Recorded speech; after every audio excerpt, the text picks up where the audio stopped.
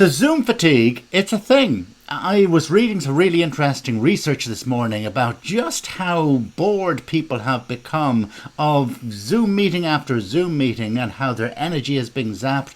They really aren't paying attention. And of course, if you have to give a Zoom presentation, you want that attention, you want that energy, you want people excited. And I'm going to share with you in this video 3 things you can do to up your impact every time you have to give a virtual presentation.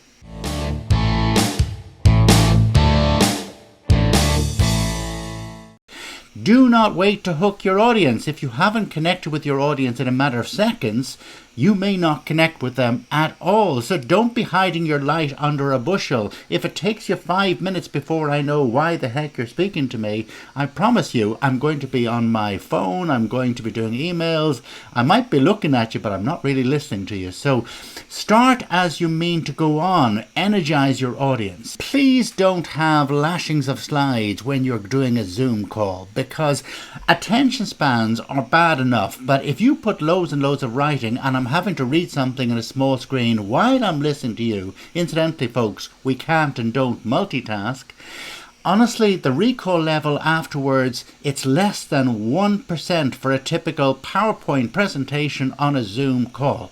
Frankly, you might as well have stayed in bed and sent people a letter. Don't do that. Ideally, actually share stories with them. That's much more interesting. You'll get a better, more human reaction. You'll have more of a conversation.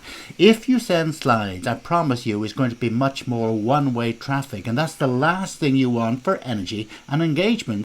Last but not least, make sure that your presentation leads up to asking people to do something that will give them a valuable result. If people feel and they're energized and actually, you know what, I need to do something because that'd be a great idea, you'll get a much better reaction. And the next time they listen to you, guess what? They'll pay more attention to you then too. And folks, if you do those 3 things, I promise you'll win more attention every time you give a virtual presentation.